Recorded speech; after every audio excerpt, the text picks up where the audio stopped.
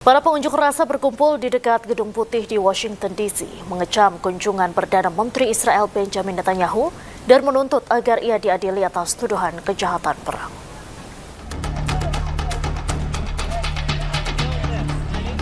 Para demonstran berbaris di dekat Gedung Putih di Washington DC, Amerika Serikat, mengibarkan bendera Palestina, meneriakkan slogan-slogan, dan memegang plakat yang mengecam kunjungan Perdana Menteri Israel Benjamin Netanyahu. Sementara itu, polisi dan petugas keamanan menjaga di sekitar Pennsylvania Avenue dan Lafayette Square saat protes berlangsung.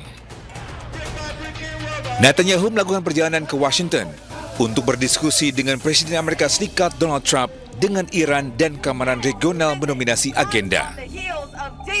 Today with one clear message. War criminal Benjamin Netanyahu is not welcome in our communities, not in D.C., not in Maryland, not Virginia, and not anywhere. Every time he leaves Washington, the bombs fall harder and the aggression expands and more land is stolen and more of our people are murdered. Shame! I'm a Palestinian American. I live in Washington, D.C. We are at the front of the Blair House, which is an official guest house for the White House, protesting the war crime of Bibi Netanyahu.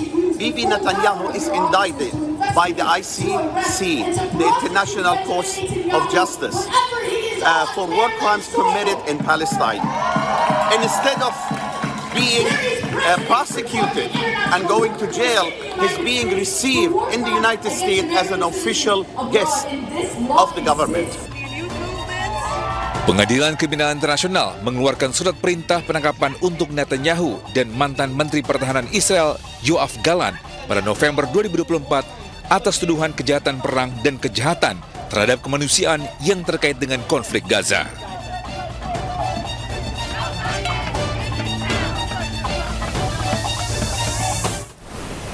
Pemirsa, bentrokan terjadi di perbatasan Maroko, Spanyol saat para imigran berupaya menyeberang ke wilayah kantong Spanyol di Melilla.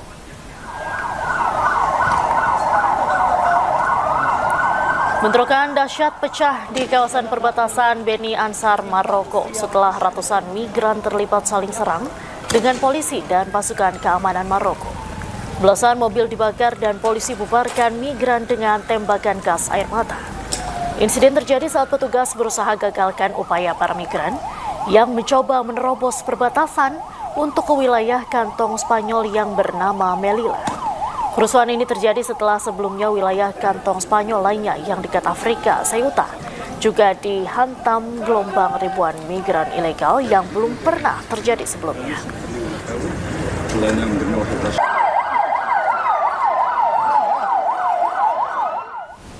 Presiden Amerika Serikat Donald Trump tegaskan akan menyerang balik Iran. Serangan akan dilakukan dengan sangat keras. I'll give you a report. I've been briefed. It's a little more of the same, but it's going to be straightening out. It's going to be straightening out. In the meantime, we're going to be hitting them very hard because it's our turn to hit them.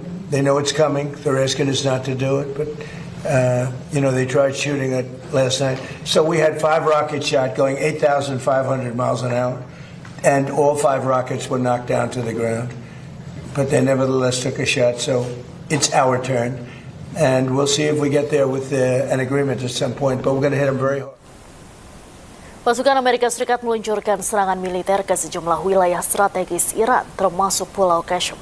Selain fasilitas militer, serangan tersebut juga menghantam permukiman dan menewaskan 1 keluarga, termasuk anak-anak.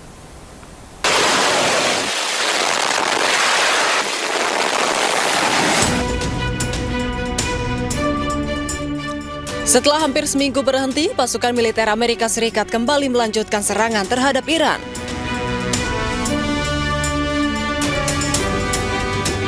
Serangan tersebut sebagai balasan atas serangan rudal Iran sebelumnya ke pangkalan militer AS di Yordania. Komando Pusat AS atau CENTCOM mengklaim bahwa selama lebih dari 20 jam pasukan AS menghantam puluhan fasilitas IRGC atau Korps Garda Revolusi Iran. Mereka menargetkan fasilitas rudal dan drone hingga lokasi pengintaian serta pertahanan di wilayah pesisir.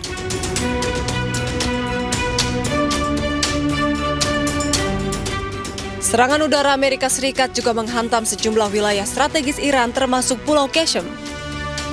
Serangan tersebut telah menghancurkan area permukiman yang mengakibatkan kerusakan hebat. Media Iran melaporkan sebuah bangunan tempat tinggal di Pulau Qasem menjadi sasaran serangan yang menewaskan satu keluarga termasuk anak-anak. Hingga kini, evakuasi pasca serangan masih terus dilakukan. Tim evakuasi terus berupaya mencari korban serangan AS di antara puing-puing reruntuhan. Sementara media Iran mencatat, sedikitnya 3 orang tewas dan 2 orang luka-luka akibat serangan militer Amerika Serikat.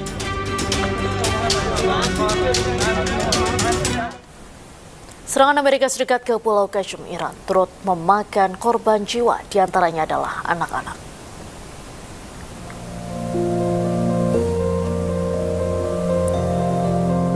Tim gabungan mengevakuasi jasad diduga seorang anak dari reruntuhan gedung yang hancur di Pulau Qasem, Iran.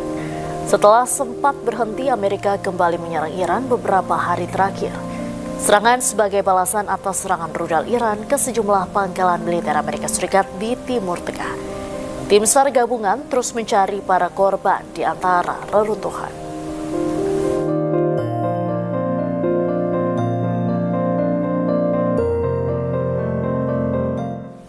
Iran melancarkan serangan rudal ke pangkalan militer Amerika Serikat di Kuwait. Serangan ini diklaim menghancurkan drone dan helikopter militer Amerika Serikat. Korps Garda Revolusi Islam Iran atau IRGC merilis rekaman yang diklaim menunjukkan detik-detik peluncuran rudal menuju pangkalan udara Amerika Serikat di Kuwait. IRGC mengklaim serangan itu memicu kebakaran besar serta menghancurkan 2 hanggar drone dan 1 tangki bahan bakar pesawat serta helikopter militer. Insiden ini terjadi tak lama setelah CENTCOM mengumumkan telah menyelesaikan gelombang besar serangan terhadap Iran sebagai balasan atas dugaan upaya serangan rudal terhadap pasukan Amerika Serikat. Meski demikian, tanggal dan lokasi rekaman tersebut belum dapat diverifikasi secara independen.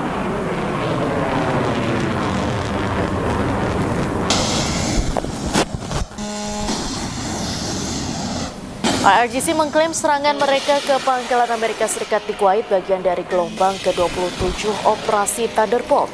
IRGC juga menyatakan drone kamikaze mereka telah berhasil menghantam markas jet tempur, satelit komunikasi, serta depot peralatan militer AS di Pangkalan Udara Ahmed Al-Jaber. Pangkalan udara milik militer Kuwait tersebut juga digunakan Amerika Serikat untuk menampung aset militer mereka.